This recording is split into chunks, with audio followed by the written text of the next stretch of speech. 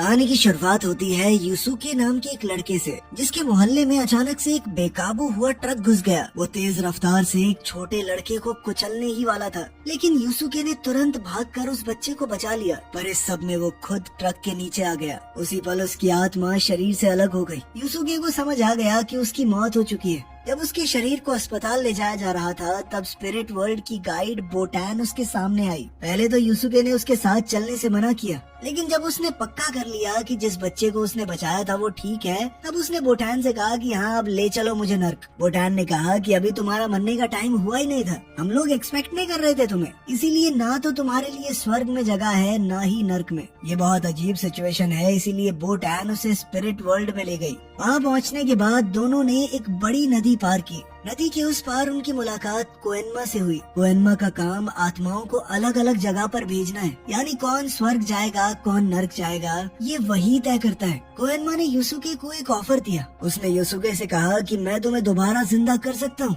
लेकिन इसके बदले में तुम्हें हमारे लिए जासूस बनना होगा। इंसानों की दुनिया में घूम रहे योकाई से जुड़ी हुई परेशानियाँ तुम्हें सुलझानी होंगी। उसने बताया कि हेलबग नाम का एक योकाई डीमन वर्ल्ड से भागकर धरती पर आ गया है। यूसुके का पहला काम है ये पता लगाना कि वो धरती पर आया क्यों है और वो कर क्या रहा है। इस सब की सारी इन्फॉर्मेशन स्पिरिट वर्ल्ड तक पहुंचाना। ये एक बहुत अच्छा ऑफर था और शायद कोई भी मान जाता। फिर भी यूसुके ने तुरंत मना कर दिया, क्योंकि उसे किसी के अंडर काम करना पसंद ही नहीं था। वो एक शरीफ सा अच्छे स्वभाव का लड़का है, लेकिन गलत बात बर्दाश्त नहीं करता। एक दिन स्कूल में उसने देखा कि कुछ लड़के एक कमजोर लड़के को परेशान कर रहे हैं। यूसुके तुरंत उसकी मदद करने बीच में आ गया, लेकिन उल्टा इल्जाम उस पर ही लग गया कि वो उस लड़के के पैसे ले रहा है। स्कूल के प्रिंसिपल ने उसे डांट दिया, फिर भी यूसुके ने कुछ समझना जरूरी नहीं समझा और चुपचाप वहाँ से चला गया। जब वो अपने मोहल्ले में पहुँचा, तब कुआबारा ने उसे घेर लिया। कुआबारा पिछले दिन की हार का बदला लेना चाहता था, लेकिन हुआ फिर से वही। यूसुके ने उसे बढ़िया तोड़ा। कुआबारा के दोस्त भी वहाँ पर थे,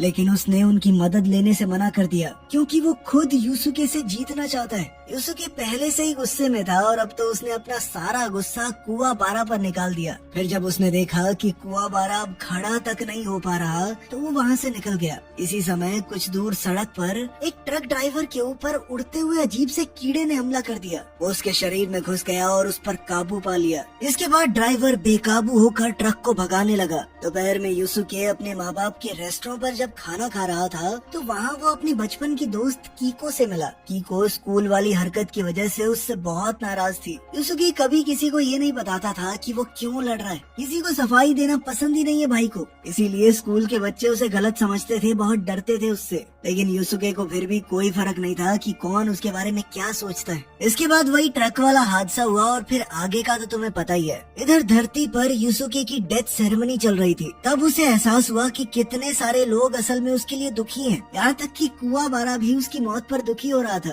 तब यूसुके का दिल बदल गया। उसे समझ आ गया कि लोग उसकी सच में परवाह करते हैं।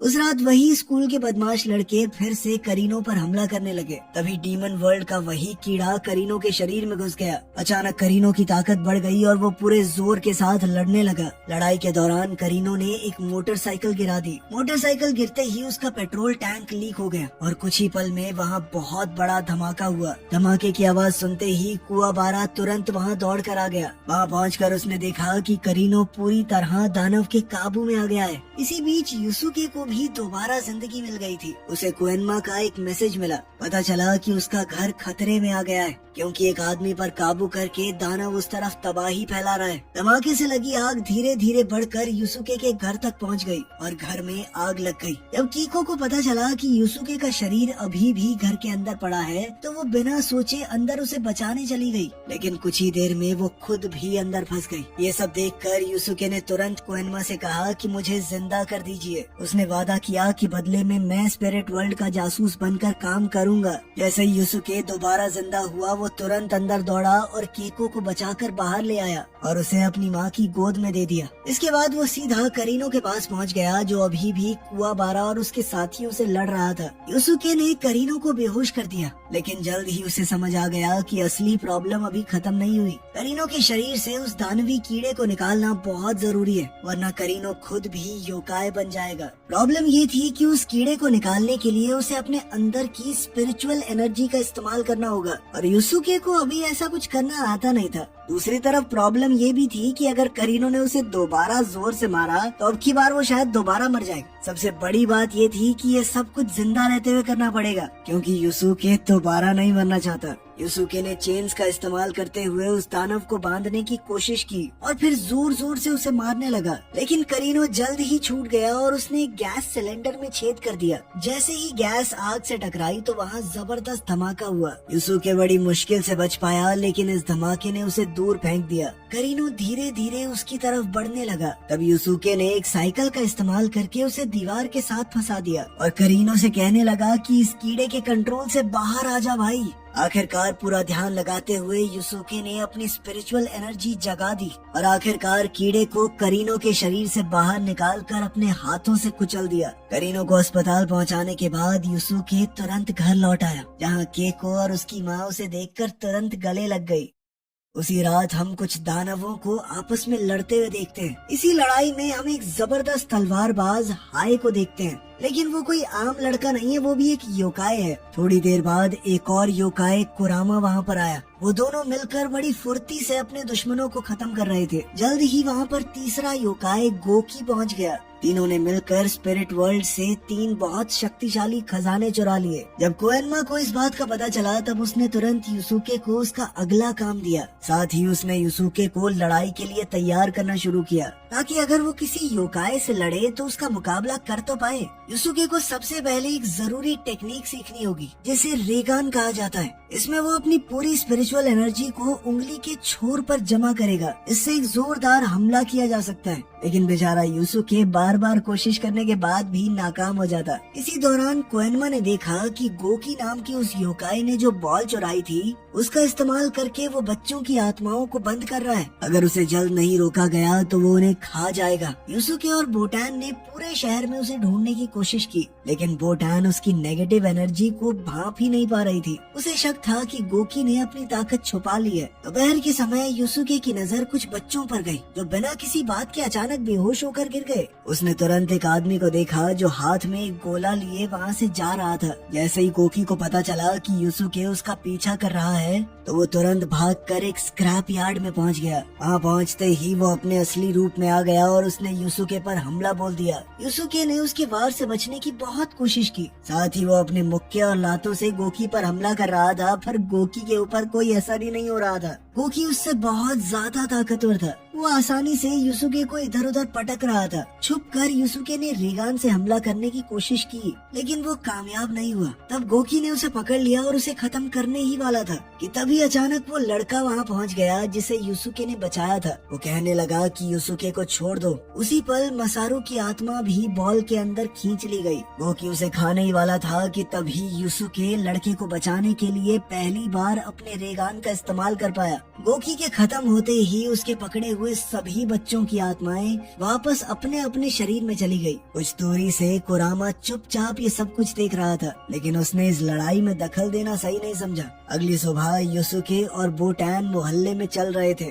तब कुआबारा ने उन्हें देख लिया और चुपके से उनका पीछा करने लगा। इसी दौरान यूसुके को पता चला कि मिरर ऑफ डार्कनेस, जो कि कुरामा के पास है, किसी भी इच्छा को पूरा कर सकता है, लेकिन सिर्फ पूर्णिमा की रात में। बोटान उसे मैसेज देकर वहाँ से गायब हो गई और कुआबारा ये देखकर बिल्कुल शॉक हो गया। कुछ देर बाद यूसुके की मुलाकात कुरामा से हुई। उसका पीछा करते हुए अस्पताल तक पहुंच गया। वहाँ उसे पता चला कि कुरामा अपनी बीमार माँ से मिलने आया है। कुरामा ने बताया कि वो शीशे का इस्तेमाल किसी गलत काम के लिए नहीं करना चाहता, अपनी माँ को ठीक करना चाहता है बस, और फिर शीशा वापस कर देगा। यूसुके को तब समझ आया कि सारे योकाई बुरे नहीं होते। आज पूर्णिमा की रात थी। बोटान ने बताया कि उस शीशे के इस्तेमाल से विश तो पूरी हो जाएगी, लेकिन वो शीशा बदले में तुम्हारी जिंदगी ले लेगा। ये सुनकर यूसुके समझ गया कि ऐसे तो कुरामा मारा जाएगा। उसे रोकने के लिए तुरंत अस्पताल की तरफ भागा। कुआबारा भी उसके साथ आ गया और उसने बताया कि मैं अब योकाई के बारे में सब कुछ जानता हूँ, तुम्हारा पीछा कर रहा हूँ 2 दिन से।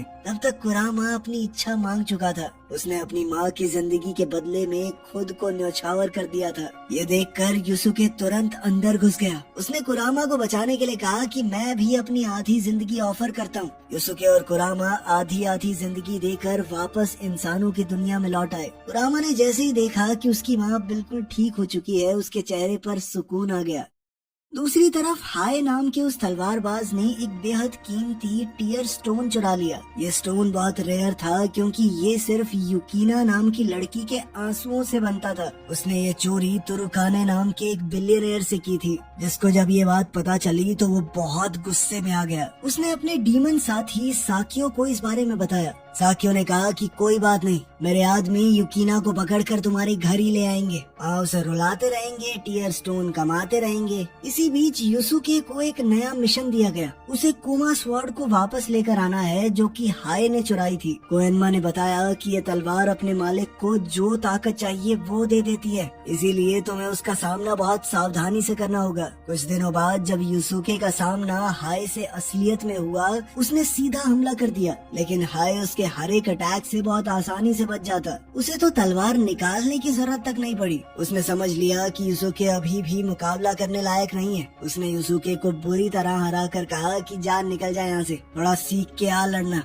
उधर तुरुकाने डीमन साकियो के घर पहुंच गया और उसने देखा कि साकियो ने तो एक एरिना बनाया हुआ है जहाँ पर योकाई एक दूसरे से लड़ते हैं। तो गुरु नाम के एक बेहद ताकतवर योकाई ने सिर्फ 30% ताकत का इस्तेमाल करके एक योकाई को एक ही मुक्के में 2 टुकड़ों में तोड़ दिया। ये देखकर सब डर गए कि क्या चीज है बे। साकियो चाहता था कि युकीना को भी रिंग में उतारा जाए। एक मुक्का पड़ेगा, फूट फूट के रोएगी लड़की, फिर मिल जाएंगे बहुत सारे स्टोन्स। लेकिन जब उसके आदमी युकीना को पकड़ने गए तो पता चला कि वो भाग गई है। दरअसल एक वर्कर ने उसकी मदद की थी, लेकिन एल्डर नाम के योकाई ने उसे हेलीकॉप्टर में छुपकर देख लिया। उसने अपनी लंबी उंगलियों से वर्कर को तुरंत मार दिया और युकीना को दोबारा से पकड़ लिया। खैर हाय के हाथों उसकी बुरी हार के बाद बोटान ने युसुके से कहा कि अब तुम्हें मार्शल आर्ट्स की ट्रेनिंग लेनी होगी। तभी कुआबारा भी वहाँ आ गया और कहने लगा कि मैं भी ट्रेनिंग करूंगा। अब दोनों को तुरंत गेनकाई नाम की एक बूढ़ी औरत के टेम्पल में ले जाया गया। गेनकाई ने तुरंत युसुके को चैलेंज दिया। युसुके ने बिना सोचे हमला कर दिया,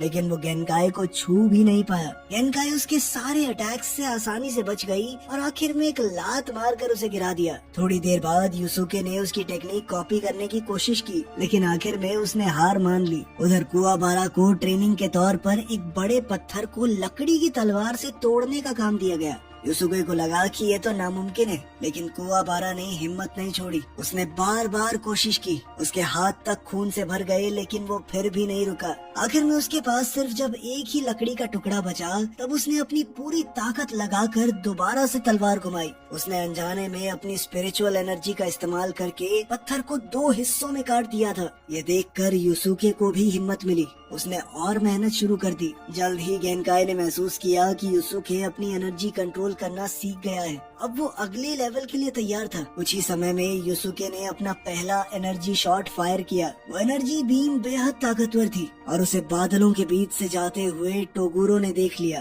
गेनकाई को समझ आ गया कि अब दुश्मन पास आ रहा है। गेनकाई ने तुरंत युसुके को बुलाया और उसे स्पिरिट बॉल की एनर्जी दी। ये एक बेहद ताकतवर शक्ति थी। युसुके ने वादा किया कि वो इस ताकत का इस्तेमाल अपने दोस्तों को बचाने के लिए ही करेगा। इसके बाद गेनकाई ने उन्हें पहाड़ से नीचे जाने को कहा और ट्रेनिंग खत्म हो गई। उसी रात तेज तूफान के बीच गेनकाई का सामना उसी आदमी से हुआ जिसे वो 50 साल पहले जानती थी। दोनों के बीच एक जबरदस्त लड़ाई हुई।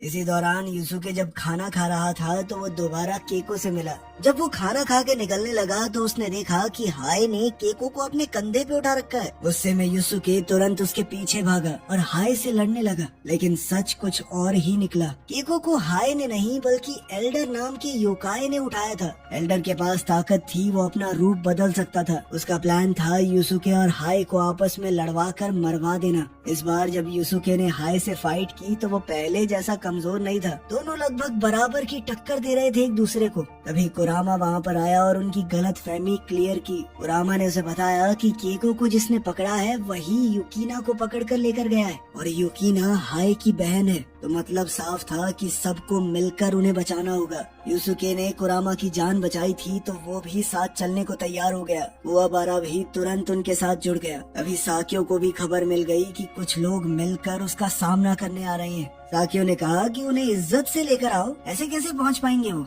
इसके बाद मैसेंजर खुद उन्हें आइलैंड ऑफ डार्कनेस तक ले जाने आया। बोट के सफर के दौरान उन्हें कहा गया कि अगर साक्यो के सारे फाइटर्स को हरा दिया तो केको और युकिना को छोड़ दिया जाएगा। इस वक्त यूसुके और कुवाबारा को उनकी मास्टर की मौत के बारे में नहीं बताया गया। कोहेनमा ने फैसला किया कि मिशन खत्म करने के बाद उन्हें पता चले तो बेटर होगा। जब सब लोग आइलैंड पर पहुंच गए तो हाय ने अकेले आगे बढ़ने का फैसला किया और अपनी टीम से अलग हो गया। ये उसकी आदत है, वो हमेशा अकेले ही काम करता है। जैसे ही यूसुके, कुवाबारा और कुरामा वेयर हाउस में पहुँचे तो उनका सामना करासु नाम के पहले फाइटर से हुआ। कुरामा ने तुरंत अपने दोस्तों से कहा कि तुम आगे जाओ, मैं इससे लड़ता हूँ। दूसरी तरफ हाय भी अपनी बहन युकिना को ढूंढते हुए एक ताकतवर दुश्मन से टकरा गया। उसका सामना बुई नाम के एक बेहद ताकतवर योकाई वॉरियर से हुआ जो एक बड़ी सी कुल्हाड़ी लेकर उस पर हमला कर रहा था। जब ये सारी फाइट चल रही थी तब साकियो के साथ तुरुकाने और कुछ और बिलियनर्स एक जगह बैठे हुए थे और वो हर एक फाइट पर बेटिंग कर रहे थे कि कौन जीतेगा। उनके लिए ये सब कुछ एक खेल था। उधर कुरामा और करासु के बीच लड़ाई और तेज हो गई। करासु बार बार फायर बॉल्स फेंक रहा था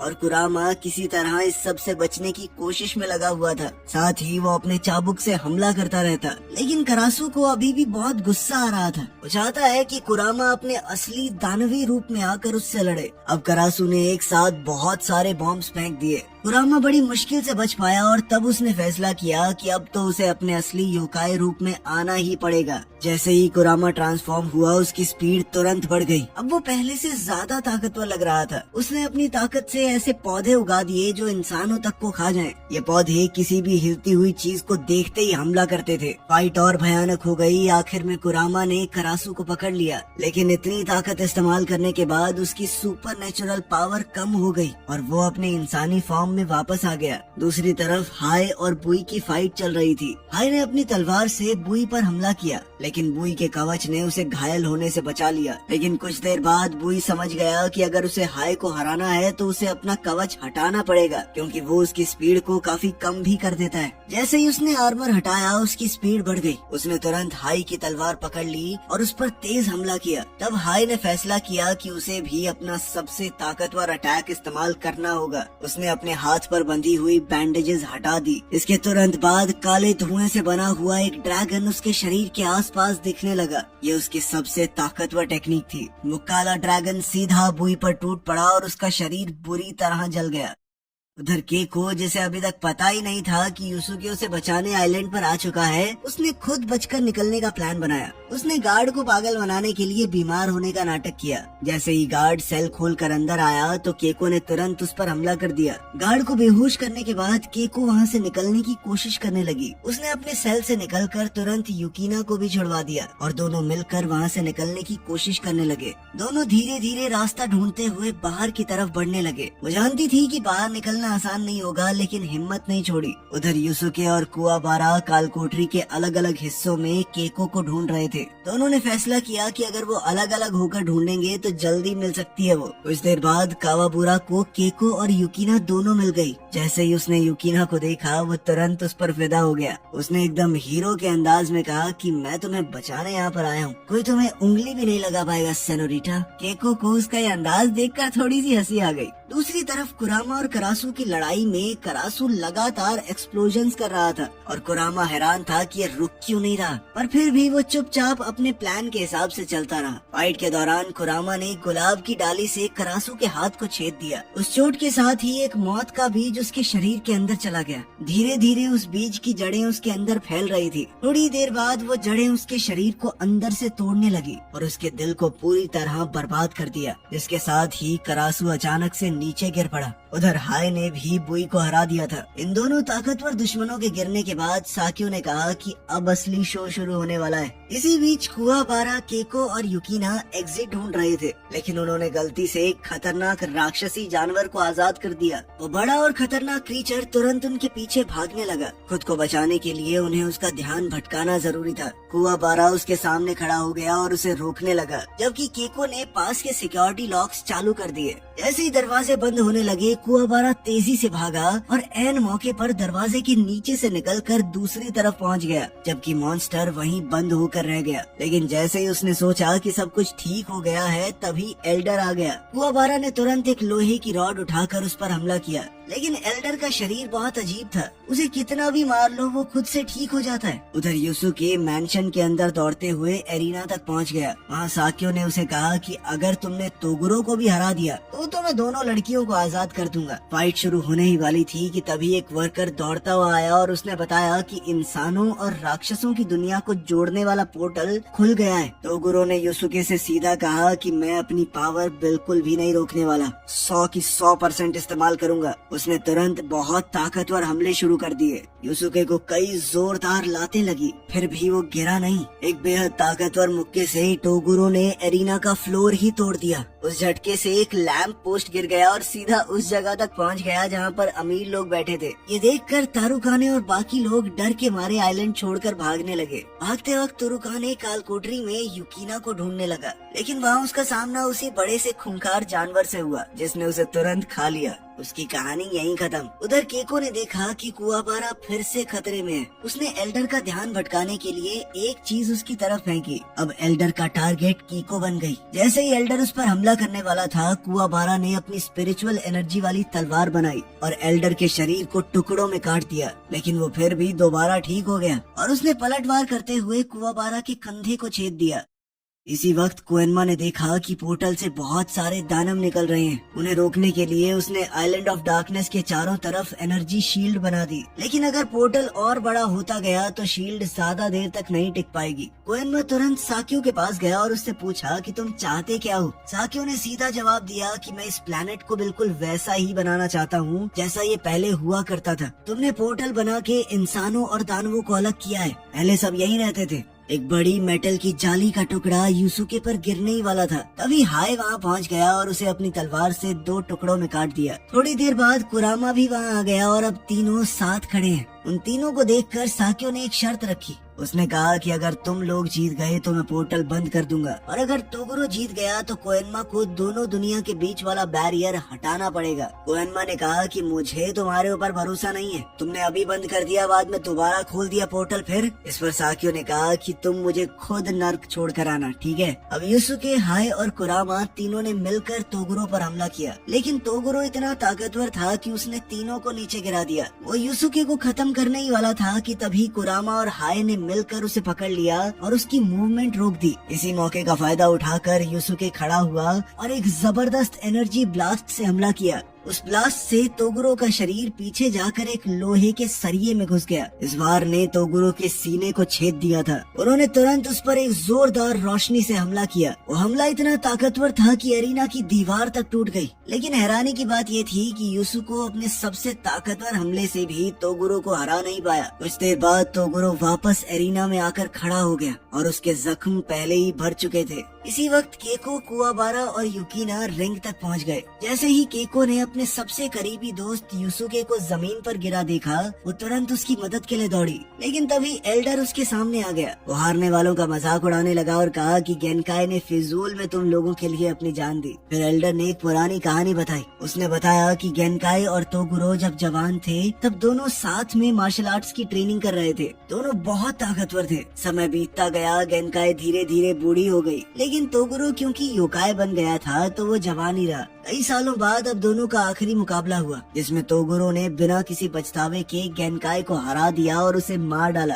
ये कहानी खत्म हुई ही थी कि तभी तोगुरो को बहुत गुस्सा आ गया और उसने खुद ही एल्डर पर हमला कर दिया। सिर्फ एक ही मुक्के में उसने एल्डर को ढेर कर दिया। जैसे ही कुआबारा को पता चला कि उसे सिखाने वाली सेंसे गेनकाई मर चुकी है, वो गुस्से से भर गया। उसने तुरंत अपनी तलवार से तोगुरो पर हमला किया, लेकिन तोगुरो ने उसके वार को बहुत आसानी से रोक लिया और उसे तुरंत नीचे गिरा दिया। जब तोगुरो कुआबारा को कुचलने वाला था तब यूसुके दोबारा खड़ा हो गया। इस बार उसने गेनकाई से मिली हुई स्पिरिट स्फीयर की ताकत का इस्तेमाल किया। गुस्से से भरकर उसने तोगुरो पर लगातार कई मुक्के मारे और उसे जमीन के अंदर दबा दिया। लेकिन कुछ ही पलों में तोगुरो फिर से बाहर आ गया। अब उसका शरीर पहले से 10 गुना बड़ा हो चुका था। अगर वो अपनी उंगलियों को फ्लिक तक कर रहा था, उससे निकलने वाली हवा भी हथियार बन गई थी। इस रूप में वो बेहद खतरनाक लग रहा था। उसकी ताकत के सामने कुआबारा तुरंत हार गया। युसुके के हमलों का उस पर कोई असर नहीं हो रहा था। तब तोगुरु ने अपना दर्द बताया। उसने कहा कि एक दिन उसने अपने सभी स्टूडेंट्स को एक डीमन के हाथों मरते हुए देखा। उस पल उसके अंदर छुपी हुई ताकत जागी और यही बदलाव उसे योकाई बनने की तरफ ले गया। अब वो चाहता था कि युसुके भी वही दर्द महसूस करे ताकि उसके अंदर छुपी ताकत भी जाग जाए और तोगुरो को बराबरी का मुकाबला मिले। अब तोगुरो ने फैसला किया कि वो केको और युकिना को खत्म करेगा। युसुके और बाकी सब ने उसे रोकने की कोशिश की, लेकिन कोई भी उसे रोक नहीं पाया। तब कुआबारा, जो कि जानता है कि वो उस दानव को नहीं हरा सकता, फिर भी अपनी जान रिस्क में डालकर केको और युकिना को बचाने के लिए आगे बढ़ा और इसी कोशिश में उसका पेट बुरी तरह से जख्मी हो गया। जब युसुके ने कुआबारा को मरते हुए देखा, उसका गुस्सा अपनी चरम सीमा तक पहुंच गया। उसकी स्पिरिचुअल एनर्जी की सभी हदें पार हो गई। अब उसने फैसला किया कि लड़ाई यहीं पर खत्म होगी। उसने अपनी पूरी ताकत सिर्फ एक हमले में झोंक दी और फिर युसुके ने आज तक का सबसे ताकतवर स्पिरिट ब्लास्ट हमला किया। तोगुरु ने उस एनर्जी स्फीयर को रोकने के लिए अपनी सभी मसल्स का इस्तेमाल किया। धीरे धीरे उसका शरीर पत्थर में बदलने लगा। मरने से पहले तोगुरु ने युसुके का शुक्रिया अदा किया, क्योंकि पहली बार उसने अपनी पूरी ताकत लगाई थी। लड़ाई खत्म हो चुकी थी। इसके बाद युसुके को पता चला कि कुआबारा अभी भी जिंदा है। युकिना ने अपनी हीलिंग पावर से उसका इलाज किया। सब लोग सुकून महसूस करने लगे। अब जब युकिना सेफ थी तो हाय ने अपनी चुराई हुई वो तलवार भी लौटा दी। दूसरी तरफ साकियो ने भी अपना वादा निभाया। उसने कहा कि मैं तुम्हारे साथ नर्क में चलने को तैयार हूँ। साथ ही पोर्टल को बंद करके जितने डीमन आजाद हुए थे सबको वापस उनकी दुनिया में भेज दिया गया। वीडियो पसंद आई तो लाइक कर देना, चैनल को सब्सक्राइब कर लेना। मिलते हैं अगली वीडियो में।